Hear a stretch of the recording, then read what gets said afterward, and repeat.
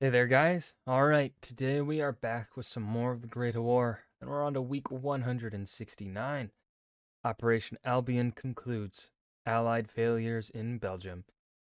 Okay, so either I'm going to assume Operation Albion is a success, and the Allies are just having a rough time this week. Well, couple of weeks. So yay, exciting. Before we dive in, make sure you go and check out the links in the description box below. I would love it if you joined the Discord and followed me over at Twitch. That concludes that. Really got nothing else to add here at the beginning. Let's just dive straight in. It's been planned several times so far in the war, and it's had varying degrees of success, though never until this week will it have this degree of success, an amphibious assault. Yeah, already mentioned it. We haven't had one that was successful, huh? I don't think. Because aside from Gallipoli, were there really any others?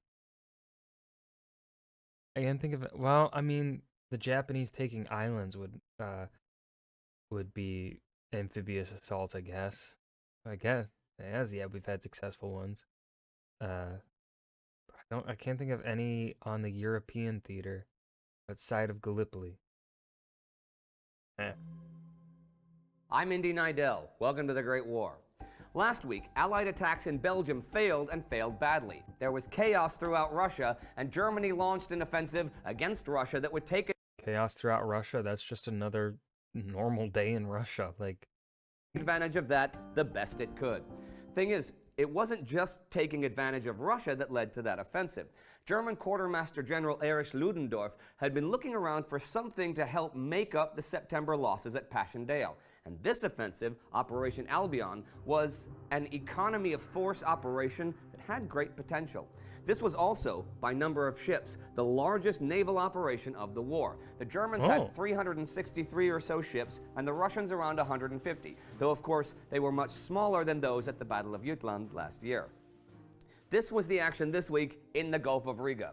On the 13th, the Germans continue landing on Oisel Island. On the 14th, Zerel and Arensburg are in flames, and the Russians guarding the Urbeck Strait are cut off on Sorvel Peninsula. That same day, the Germans land detachments on Runo and Orbru. The following day, they cut off any retreat from Oisel Island to Moon Island. On the 16th, Oisel is totally in German hands. The Russian battleship Slava is sunk that day. By the end of the week, the Russians have evacuated Moon Island, and the Russian government prepares to move from Petrograd to Moscow in anticipation of a German drive towards Petrograd.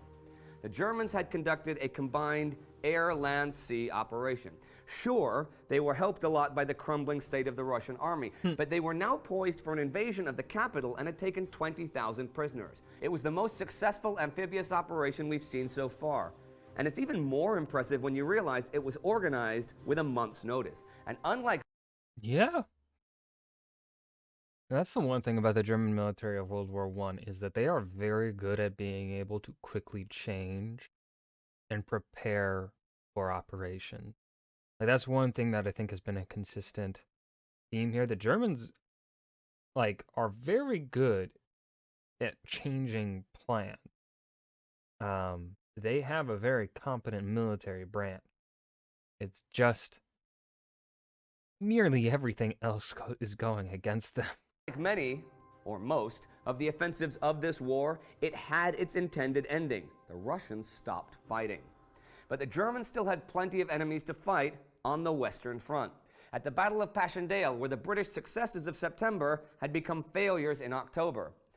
After the attacks of last week, now on the 13th, British Commander-in-Chief Sir Douglas Haig and his generals agreed that a next attack should only be launched when there was the prospect of good weather. Now, after the war, Haig would claim that one of the reasons he kept up the attack even till now was to keep pressure off of the French, whose army he thought was in a dangerous state. In the British official history, it says that French General Philippe Pétain made repeated pleas to continue the Flanders operations in order to ensure that the flow of German reserves should be diverted from the French front.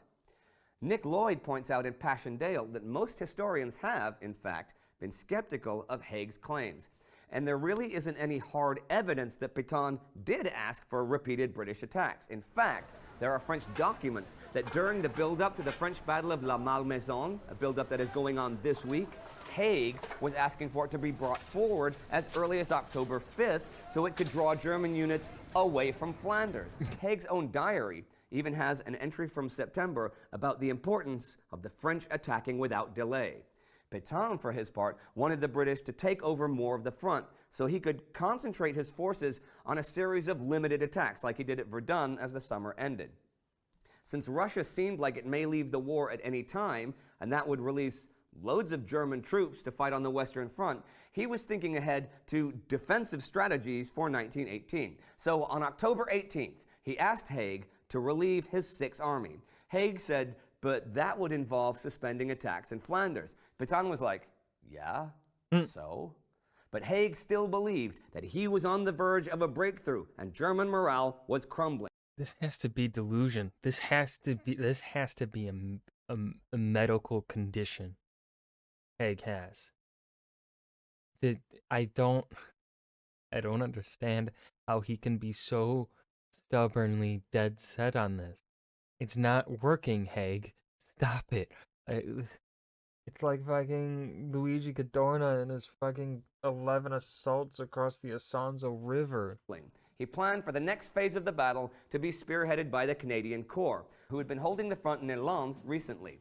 Arthur Currie, the Corps commander, wasn't exactly thrilled about this, and when it was rumored his men would be placed in the Fifth Army under Hugh Gough, Currie told Haig that under absolutely no circumstances would he serve under Gough. Haig, somewhat reluctantly, went along with him. By this time, the Canadian Corps had become an important part of the British Army. It was the largest overseas contingent with over 8,000 officers and 100,000 men in the field. But here's a big thing. Where the fuck did the Canadians get that many people? I didn't think there were that many Canadians. Other British divisions would be moved around the front as necessary, but Ottawa had made clear that Canadian divisions would stay together and they would fight together, period. This may have made them a bit harder to deploy, but it was excellent for morale and developing a cohesive tactical doctrine. German morale was not, in fact, crumbling as Haig supposed, but they had serious issues too. You might think that the terrible, swampy terrain benefited the defenders the most, but this wasn't always the case. The groundwater here was just below the surface, well, that part of the surface that remained unflooded. So the German troops couldn't really dig trenches or dugouts and were pretty exposed. They did still have concrete bunkers, sure, but these were magnets for British artillery. General Hermann von Kuhl described the situation like this. The defenders cowered in their water-filled craters without protection from the weather, hungry and freezing, continually exposed to the overwhelming enemy artillery fire. Even the staffs of the forward units had no cover, except perhaps a thick corrugated iron roof over their shell hole. Men and horses sank into the slime. Rifles and machine guns coated with mud refused to function. Only rarely was it possible to supply the defenders with a hot meal. Telephone and line communications had been shot to pieces. A German Fourth Army report from the 21st, next week, says that the situation in Flanders exceeded the horror of anything the men had yet experienced, and the German soldiers who had served at Verdun and the Somme thought Passchendaele was worse. But how bad was it by numbers? Well, in response to a request by the British War Cabinet, this week on the 17th, Sir Frederick Barton Morris, the Director of Military Operations for the British General Staff, came up with estimates of the comparative losses by Britain and Germany so far for the battle. From July 31st to October 5th, he estimated British casualties at a bit less than 150,000, while the Germans were over 250,000.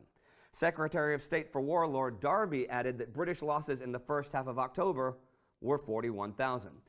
But the War Cabinet did not say anything about ending the battle. In fact, I found in Passchendaele that Australian Commander John Monash wrote to his wife this week, "Our men are being put into the hottest fighting and are being sacrificed in harebrained ventures like Bullecourt and Passchendaele, and there is no one in the War Cabinet to lift a voice in protest." There was one form of offense the British were unable to use in Flanders because of the mud: machine warfare. Now, their tank corps had been continually built up over the course of the year and was still, of course, intact. Brigadier General Hugh Ellis, its commander, knew where to use it and had gotten the interest of Sir Julian Byng, who commanded the British Third Army. Byng's front, unlike in Flanders, ran across dry, chalky ground where tanks would not get stuck. Meanwhile, one of Byng's artillery generals, H. Tudor of the 9th Scottish Division, had been devising a plan to support tanks with a surprise artillery bombardment, so the enemy would not be forewarned of a tank attack. Byng had approved these two plans in August, but this week, on the 13th, Haig's headquarters approved them, though with Passchendaele in progress, it would be some weeks before any such attack happened. But it still foreshadows yet another doctrinal step forward of the war.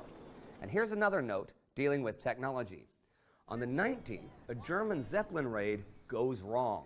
11 of them attack London, and 1 drops its bombs, but 4 are blown off course by sudden strong winds and end up over the Western Front. 1 was shot down by the French, 1 crash-landed, 1 the French took intact, and 1 vanished over the Mediterranean, never to be seen again. And we come to... How does a thing that huge just disappear? That thing is massive. How does it just disappear in the Mediterranean? Like, if it had went over, like, the Atlantic? Sure, I'd understand. But the Mediterranean? Really? Really? You want me to believe that one? I don't believe it. end to the 170th week of the war, with the Germans making progress in the east and hundreds of thousands of casualties in Belgium. And one notable casualty also this week, on October 15th, Mata Hari was executed outside Paris for spying. But everybody needed spies, certainly to try and keep up with the new technology, right?